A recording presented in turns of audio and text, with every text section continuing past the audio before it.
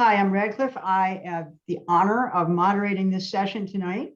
It is called Love Strong, not Love Story, but it's close. We're going to be talking about characters and their inner journey, and specifically their how they find inner strength through falling in love.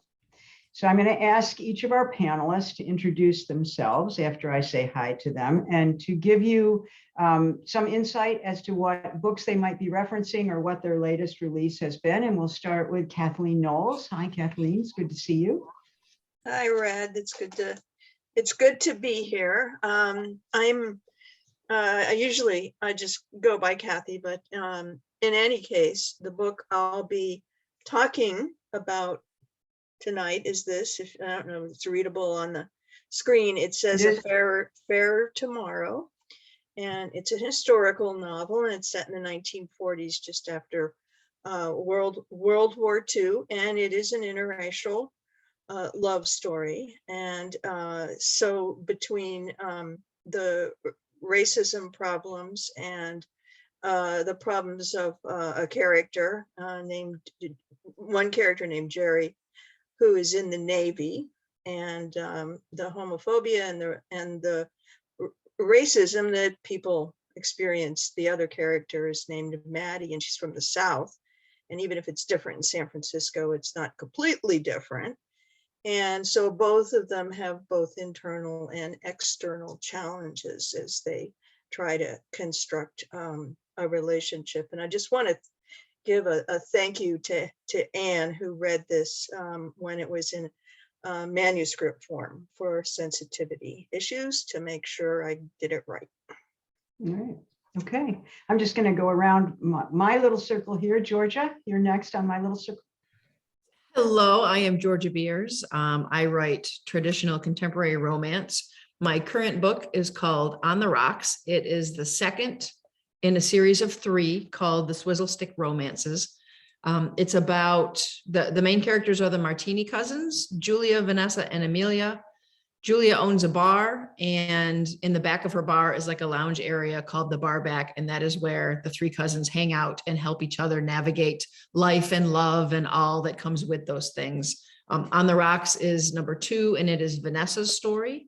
And number 3 comes out in where are we past it? April. Yeah, I don't even know what month we're in. I have no idea what day it is. You know, everything's the same. Okay. Anne? Hello, my name is Anne Shade. My current releases, I don't know if you can see it because of the light. We can see your background. Yep. Love and Lotus Blossoms.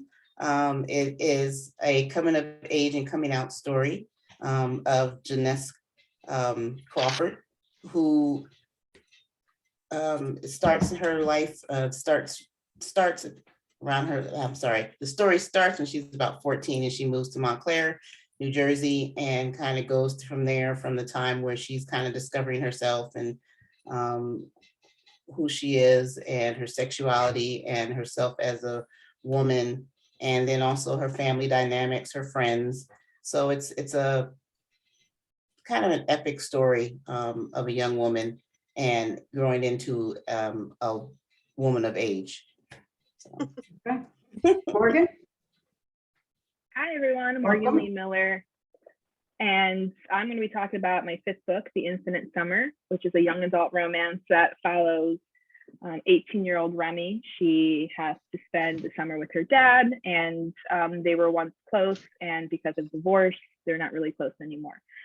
So while she tries to mend her relationship with her dad, she meets this girl who's a local in this summer beach town named Harper, and Harper kind of changes her summer for the better. Okay, The Infinite Summer. Sander? I'm Sander Santiago, and I'll be referring mostly to One Verse Multi. It is sci-fi with a taste of love. It's actually got 2 romantic connections. So the main character, Martin King, is polyamorous. His 2 love interests are Lucas and Titus, and their adventure is trying to save the multiverse. So they've noticed some damage, they've noticed some ill-intentioned people, and they have to figure out first who's causing it, how to fix it, and in the end, what it will mean for everyone involved. So that's One Verse Multi. Okay, so among the panelists, raise your hand if you don't think your book is a classic romance.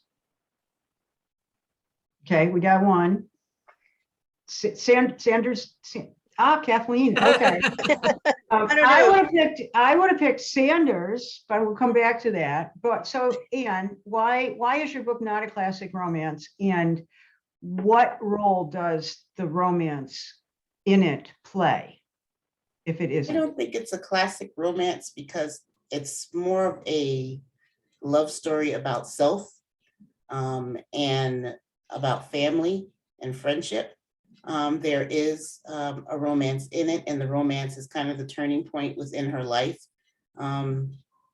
Pretty much every major change in her life happens because of this particular young woman and her encounters with her and her romance with her, on and off again romance with her. But it's not traditional in that sense because it's more about Janessa's story than it is about a romantic story. Okay, so the central story in your book is not the love story. It's more focused on the journey of a particular character Yes. who falls in love along the way. Yes. And okay, good. I'm curious, Kathleen, why do you say that yours is not a classic romance?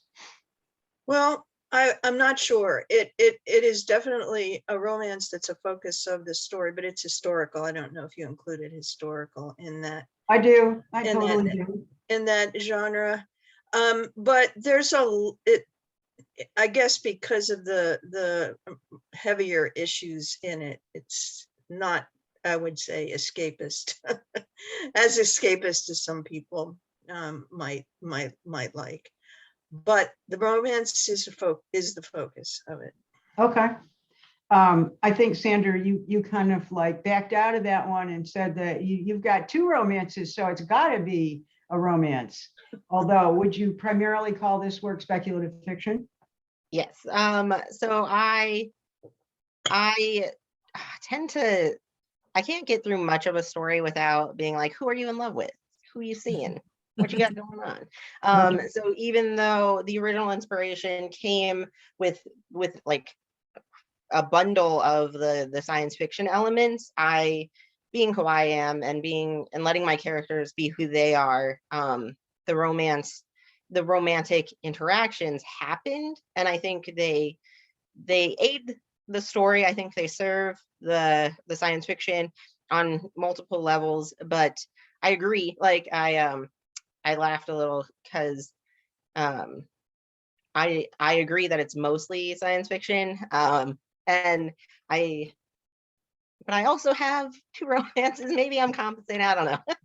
Yeah, I mean, I think that one of the interesting things about this book is that your main character has two potential love interests, and balancing those is a challenge. And I think it's something interesting for the reader. Georgia, have you ever written anything that's not a classic romance? I've written a couple of short stories that are, I guess I would classify more as suspense thriller kind of thing, because that tends to be my go-to when I read. I do read romance, but my go-to is a psychological thriller or suspense. So I've done that in a short story, but that's about it. Everything else I've written has been romance. All of my full-length stuff is romance.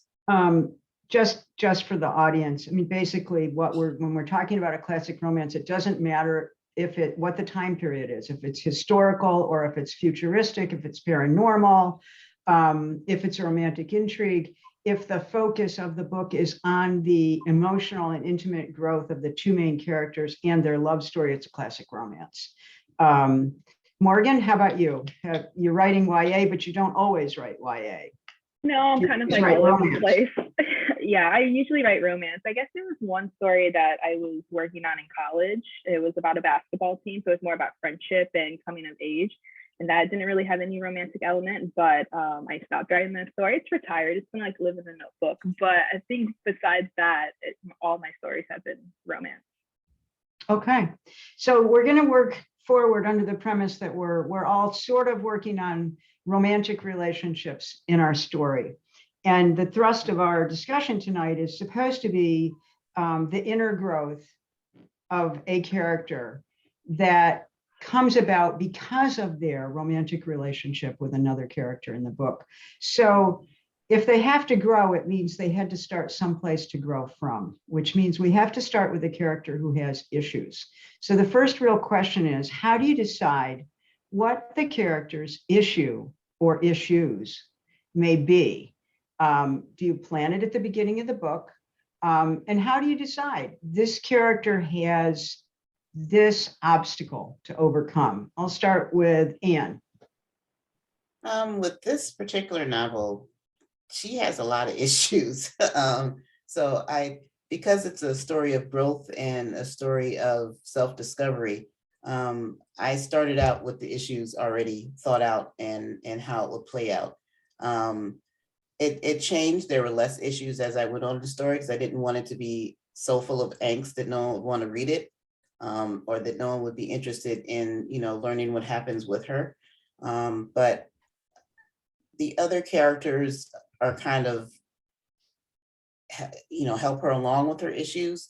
And they're also kind of a result of her issues, like her relationship with her mother, her relationship with one of her best friends. So they're a little, the issues are necessary for this particular story. I don't always write that way. I usually come up with the love story first and how that's going to happen, and then add the issues as I go along. Because with any relationship, issues kind of, there's that romance, there's that honeymoon period. And then you go and you start discovering things about each other and the issues build from there. But this one I kind of started with them because it is her own self-discovery story. Okay. I'm going to come back to you a little bit later because you have some major issues in terms of the romance, in terms of the romantic interests. But we'll move to Morgan. How do you come up with the obstacles or the barriers that your main character will potentially overcome because of their relationship with another character? I think those come to me while I write. Like, I have the main inner conflict. I can't really start a story unless if I know what that inner conflict is.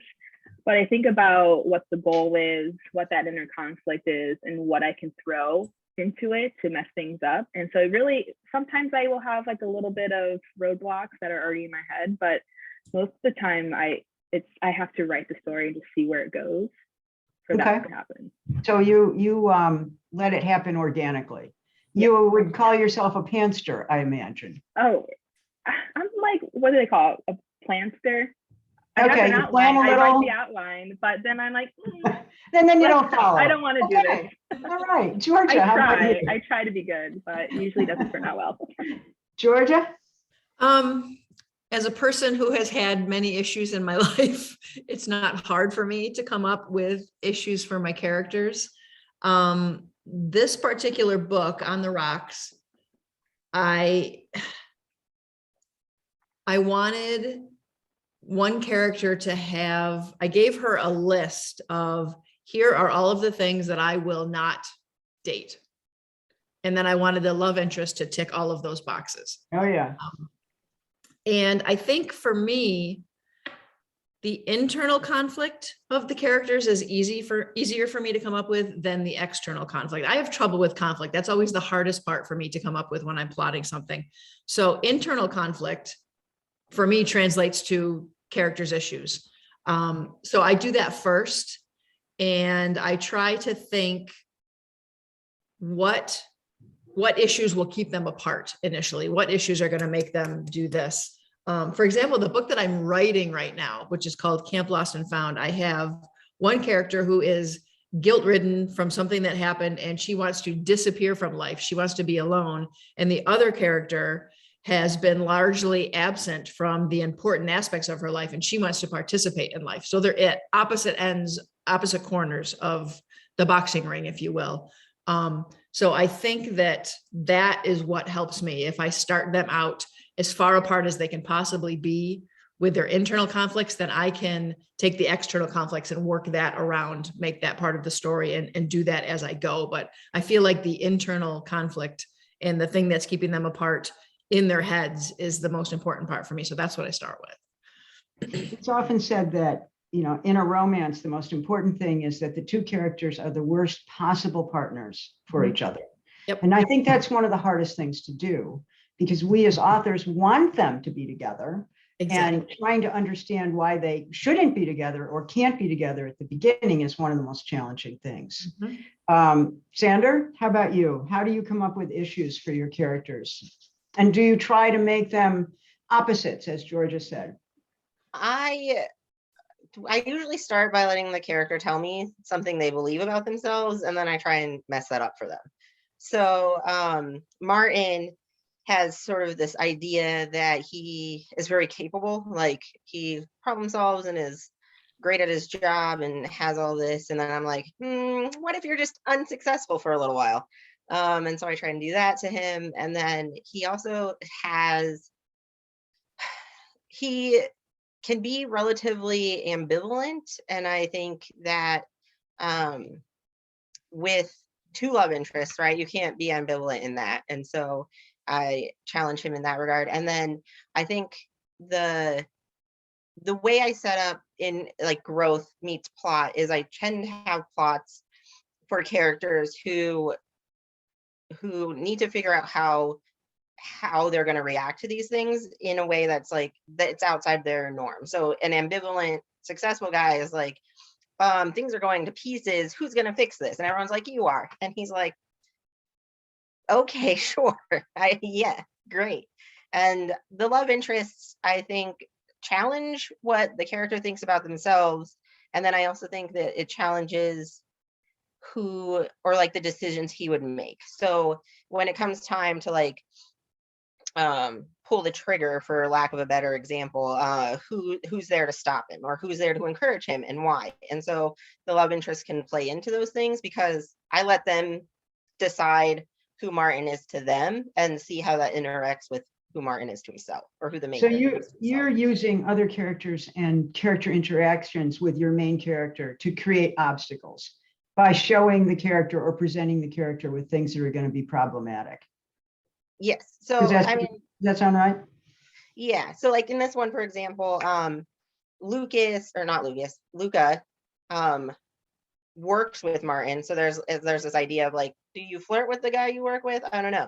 And then Titus actually is a person outside of the organization living an ordinary life in the multiverse. And then it's like, because of the nature of their work, it's mostly research. It's like, do you flirt with the guy you kind of have to study, you know? And so there's always these like, it's such a choice, and it's Martin's has to decide. And so and then Luca and Titus also get a decision in it too that Martin can react to. So I think they sort of feel each other. Okay, all right, good. Kathleen, when you described your book, it sounded like you had a lot of large picture issues that were obstacles for your characters. Are there internal issues and obstacles as well? Do you work on both planes, I guess I'm asking? Yeah, I have both. I try to have a mixture of the two. The external obstacles and the internal obstacles are things that always have interested me. But for the internal I'd say conflicts or differences between the two characters. Well, they come from radically different backgrounds. Jerry, who's the white half, is from Central California and has never been around any African-American people before. And I guess that's both good and bad. She doesn't have a history of racism to deal with, but she really is clueless about what that means. And Maddie's from the South, from the Jim Crow South in the 40s. It was really, really awful. and they moved to San Francisco to make money during the war. And she is expecting, as soon as the war's over, to return to Arkansas to go back to stay with her mother. She's with her brother and her sister-in-law in California, and they're all working. So there's those, and they're personality wise, they're radically different. Jerry's outgoing and talkative, and Maddie's pretty quiet and shy. She's very, very observant and very conscious. You know, she had to be in her background to watch out for doing something wrong, you know, in a place where she lived. And so at the same time, she's a really grounded person, and Jerry is a kind of all over the place. And they're both quite young. I have to say that they're both quite young. They're like in their early 20s, and in the 40s, I just think of people had a kind of naivete. So they're not the same kind of characters as they would be in the present day. But Well, that makes sense, especially when you're writing a historical, that your Right. characters are going to fit the time. So your characters are faced with both big picture external obstacles, but in a way they're almost mirrored internally with their own experience. Yep. So once you've got an idea, whether it's just the idea or you've plotted it out or planned where your characters are starting and the things you're going to have to deal with, from a technical point of view, how do you get across to the reader what those problems are? What tools do you as an author use to actually get on the page the words that are going to tell your reader what these problems are? Is that clear enough that you guys can take that away? Anne, you want to start? Can you repeat it again? Yep. When you start writing your book, you have a sense of your character and you know what their issues are. You know what Yes. their problems are, their obstacles, their challenges. How do you get them onto the page? How do you tell the reader? How do you show the reader what their problems are at the beginning of the book? I'll give you a hint. Is it narrative? Is it dialogue? And what do you use? What tools do you use? I use narrative. Okay. And the book starts, the very beginning of the book starts with their drive. They're arriving in Montclair.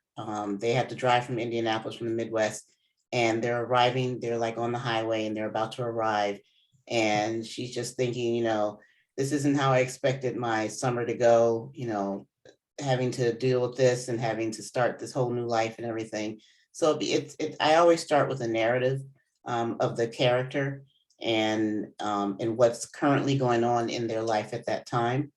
And there is, you know, dialogue involved, but it's a lot more to get the point, to get their story, the start of their story across as narrative.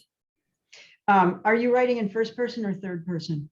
And this one, first person. This is my So first time attempting You're that. in this person's head Yes. and we're getting her thoughts as Yes. she's. You're getting and I it from think- her. You're seeing it the way she's seeing it. And when you're writing in first person, that allows internal narrative to be very powerful because Yes. you have the immediate thoughts of the character and you can basically let the reader know exactly how that character feels.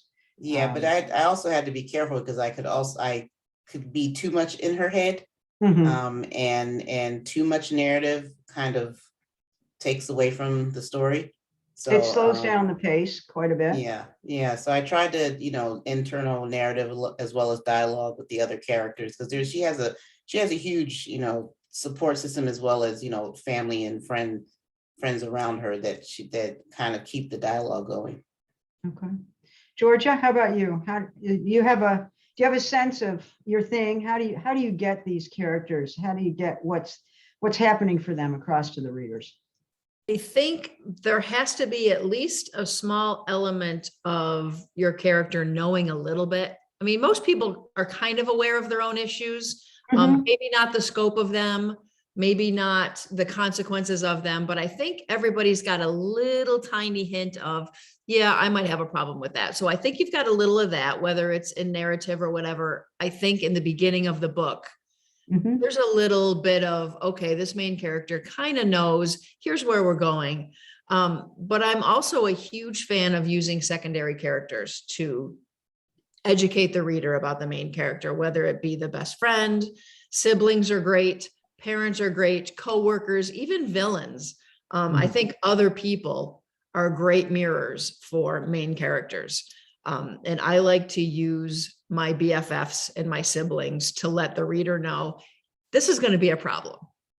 I like them to be the voices of reason. I like them to chirp in and go, I feel like you've got, your main character walking along, and then you've got your secondary character who comes into photobomb and go, by the way, she's got intimacy issues, and then gone, or there's daddy problems, my favorite is through other people, through secondary characters. That's how I like to teach the reader about my main characters. So you're using a dynamic interactive scene with your main character and some important secondary characters, and they're talking about something, or they're having a discussion about something, and your main character says, oh, I'm not going there, and the other one says, well, you never go there, and that's right. I also think it can also be a secondary character having a conversation with the love interest. That can also happen, where something is revealed and the love interest is like, oh, okay, well, this will be a problem, or the reader sees it before anybody else sees it. Okay. All right. That's great. Kathleen, how about you? How do you go about revealing to the reader what's important to your character and what things they're struggling with? Well, for better or worse, I'm a fan of, I guess you would call them flashbacks, so that I can show the background of each of the character, but have it in like a real time present sort of narrative, so that there is description and action, so people can get an idea of the readers can get an idea of who these folks are. And I also like to use with the main characters, especially, a lot of dialogue, that getting to know you kind of conversations that people have when they first meet. With your flashbacks, are you literally moving the character back in time and doing a full scene with them? This event happened 3 months previously, so that you're kind of like playing out that entire scene, not a short memory of it, but the entire scene. Yeah, it is an entire scene.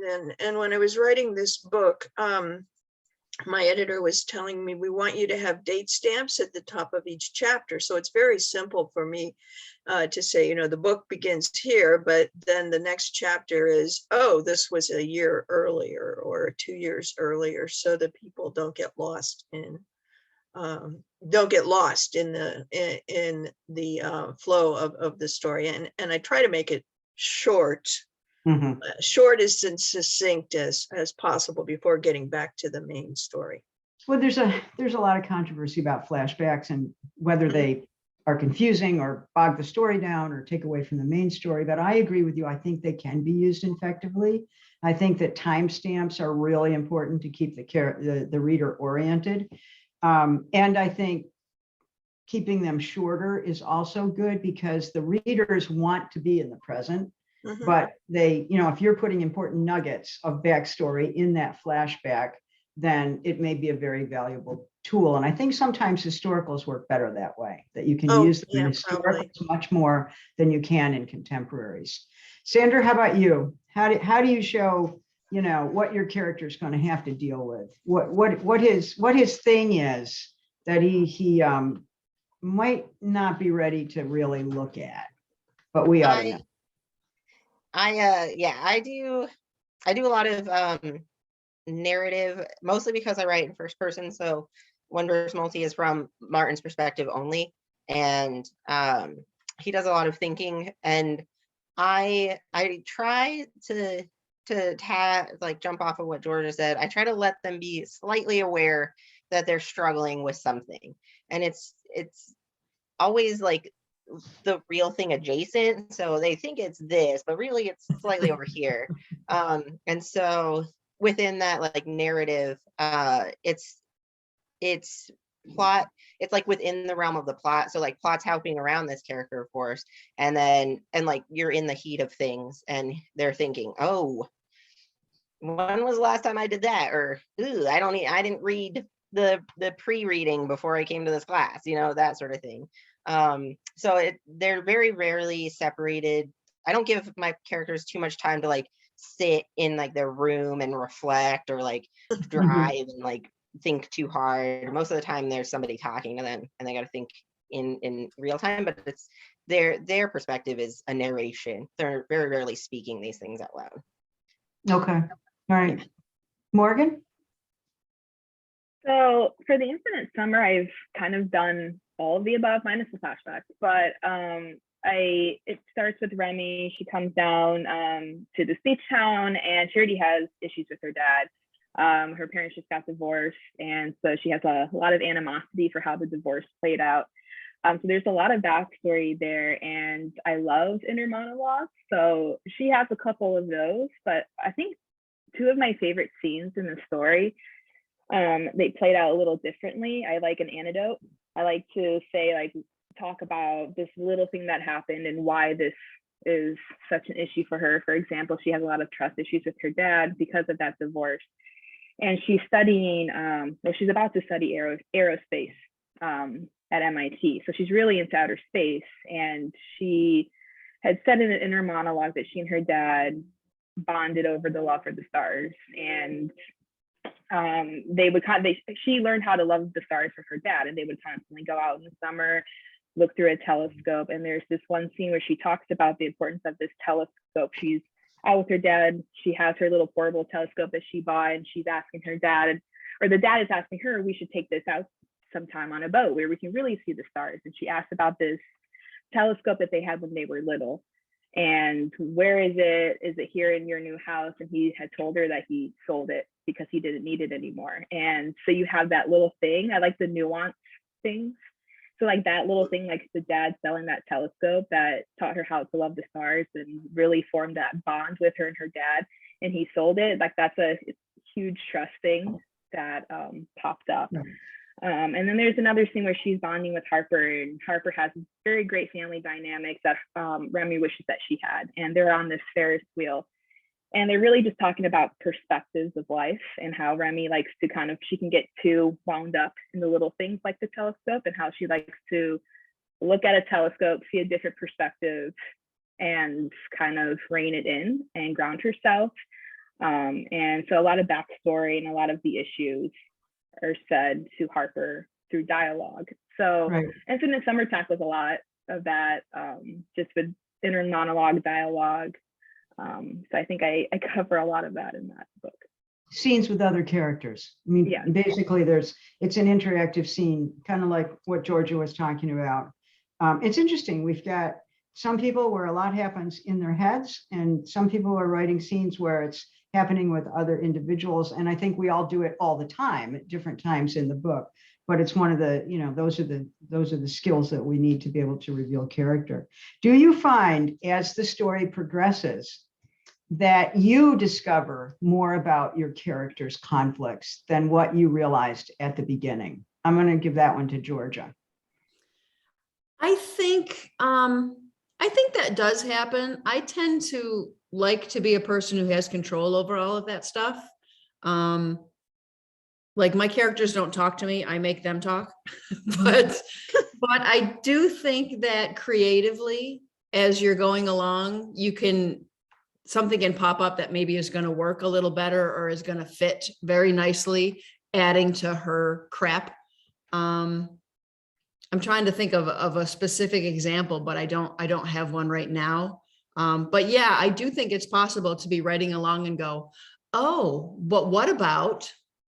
And I think that's the fun part of writing, is when something like that pops up, and then you can make it work. I'm gonna clarify and expand the question just a little bit. Okay.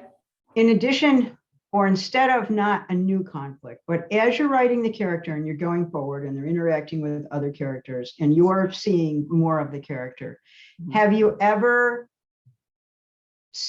have you ever realized that there was more in the backstory to what created this conflict than you thought at the beginning? Yes, especially if it is a conflict that I have had myself on a personal level. A good example would be, I have daddy issues. My parents were divorced. I have a great relationship with my dad right now, but as life goes on for me, every now and then something will crop up and I will think, that's where that comes from. So I do think that if my character is experiencing something that I've had some kind of experience with, that does happen. And something will crop up and I'll go, okay, let's shoehorn this in there because this is going to work really well. So yeah, Okay. I do think so. All right, Anne, how about you? As you write, have you gotten a deeper appreciation from where the conflict's coming from? And, Yes. and has that impacted how you've been writing it? Have you had to Yes. go back and change anything?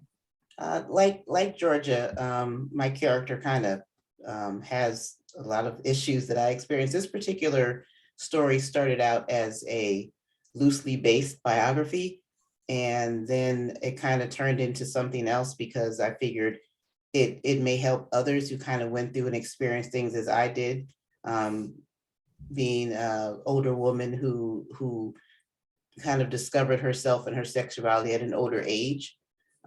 So I found that the character kind of, or I found giving the character a little more issues that kind of help sculpt who she was, help mold the story a little better.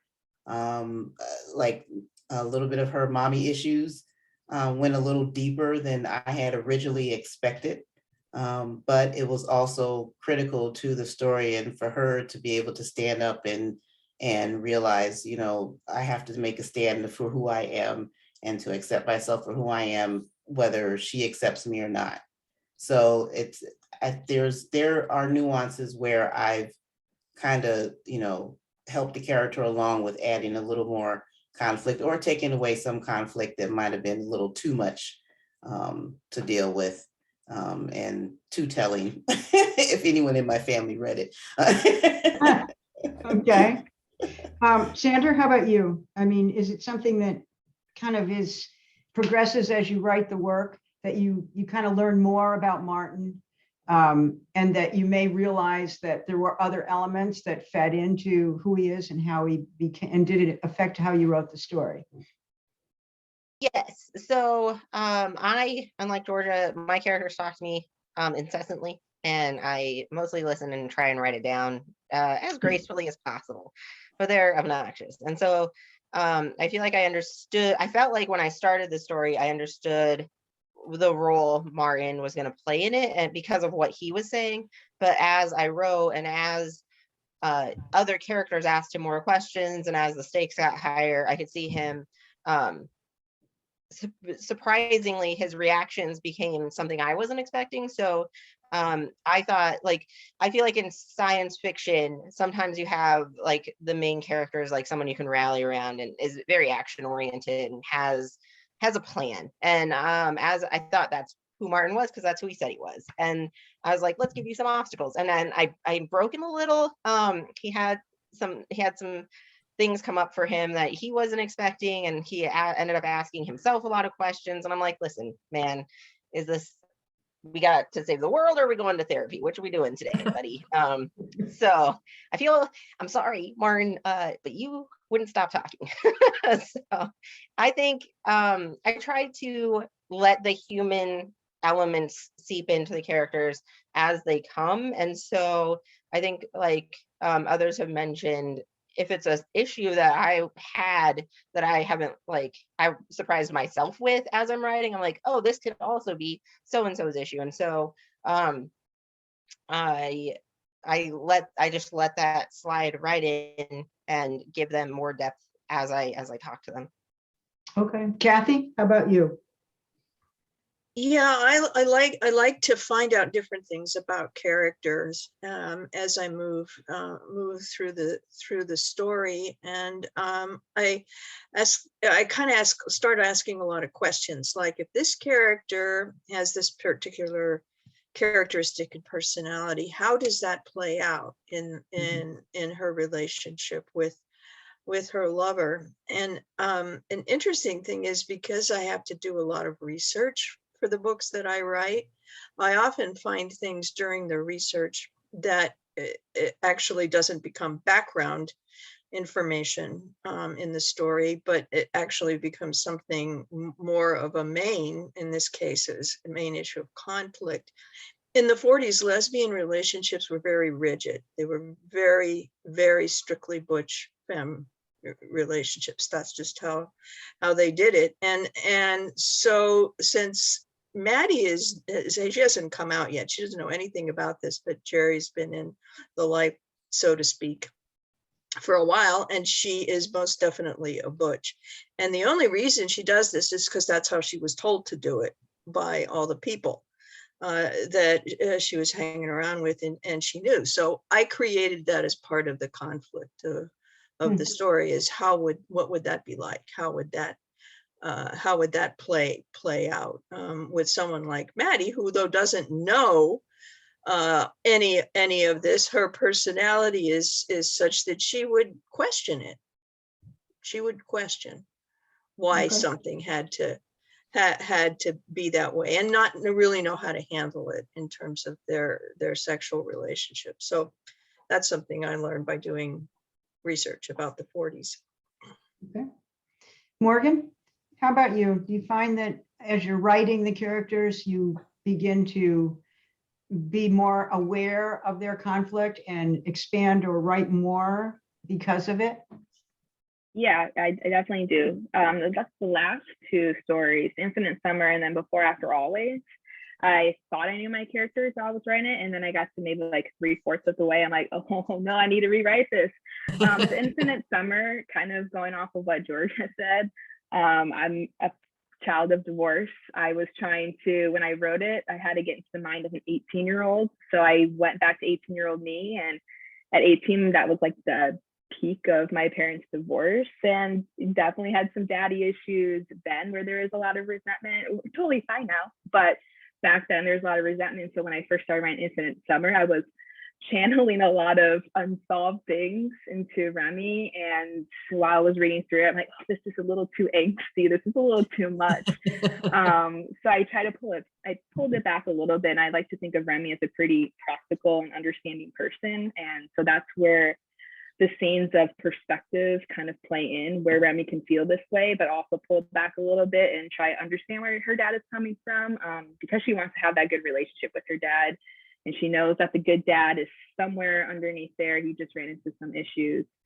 And I didn't know that about Remy until, again, like 3/4 of the way through. And then with Before After Always, which was my fourth one, it involved a lot of research, like what Kathy was saying. And the more I researched about grief and trauma and how it affects you as an adult, I'm learning more and more about my character and having to add a lot more things, or taking out some things that my character Eliza did or didn't do. I'm like, this wouldn't make sense with someone who has all this grief. So yeah, learning as I go.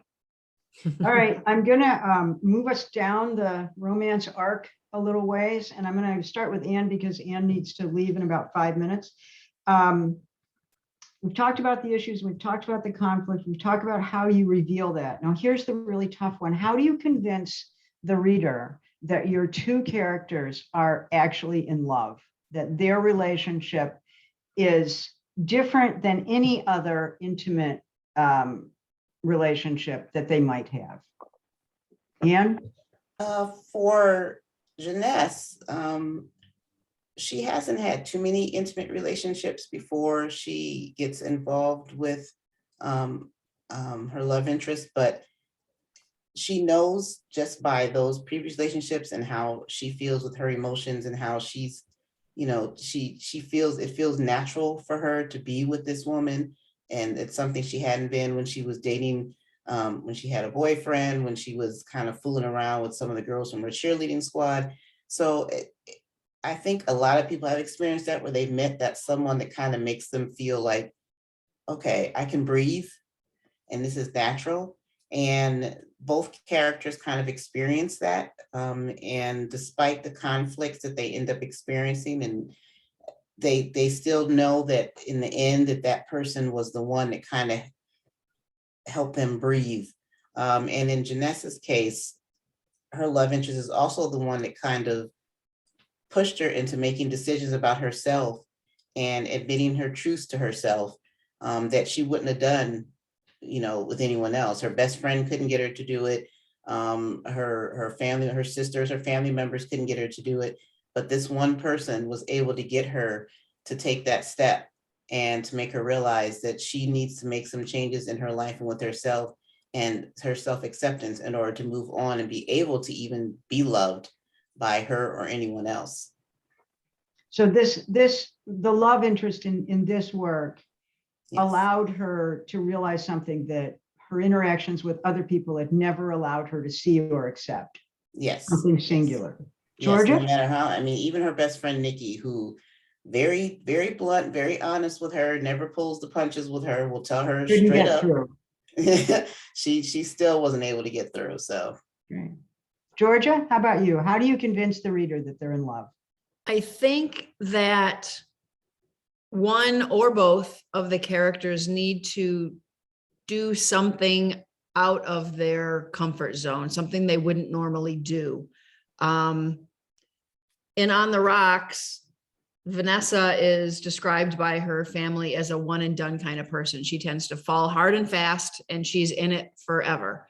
And she puts the brakes on with Grace the entire book and ends up wooing her at the end, like very slowly, one day at a time, bringing her some coffee one day, little phone calls, little texts, going on a date, but nothing, just then taking her home and being a gentleman, for lack of a better phrase.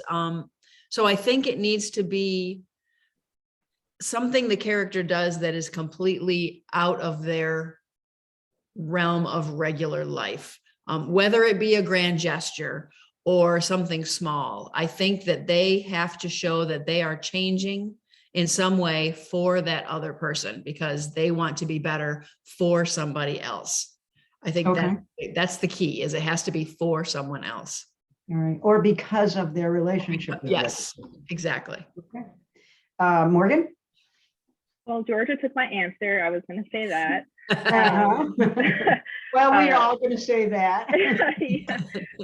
Yeah, they have to do something that's totally out of their comfort zone. And a lot of times in my stories, it's allowing yourself to be vulnerable. We like to keep a lot of things in as people to protect ourselves. If that's the case in Infinite Summer, I think that's really clear in Before, After, Always. Just because both of the characters have lost someone in their life. They've been through some trauma, especially Eliza. She has all these layers of walls up, and she's also a doctor and surgeon and knows all the dangerous things, everything. So she's like, you know what? I don't want to do this or that. And her love interest is the complete opposite, is pretty reckless. I mean, they met when the love interest got into a motorcycle accident, and Liza's like, why are you riding a motorcycle? That's horrible. But just in that book, it was just doing things that made her a little nervous, but she wanted to do that. In the Infinite Summer, it was these deep connections of them kind of revealing a little bit more of themselves as each scene progresses. So out of comfort zone, vulnerable. 30 seconds, Sandra, 30 seconds, Kathy. Shoot. Sandra first. For me, in One Verse Multi, it was like an element of surprise. So there's a lot of characters in One Verse Multi, and up to 2 of them, everyone treated Martin how he would expect them to treat him. But then 2 sort of surprised him. 1 laughed at his jokes, which nobody really laughs at, and the other was like, I see your cocky attitude and I'm not buying it, but okay, sure, guy. And so they surprised him and in turn surprised me. And I think from there, he couldn't let go of that element of surprise because they treated him in a way that was unexpected when everyone else, he was like, yeah, this is how I saw this going, except for with those 2. Great answer. Kathy? one of my big things in life and in the love stories that I write is the question of the two characters learning to trust each other and the ability, our ability as humans to ask for help. And the cementing of a relationship in this novel and in several of the other ones I write is for someone to need help and be able to listen and Listen. trust the other person. Okay, you guys did a great job. Thank you all so much. And thanks to everyone in the audience for hanging in there with us. Okay, good night. Thanks again. Thank you.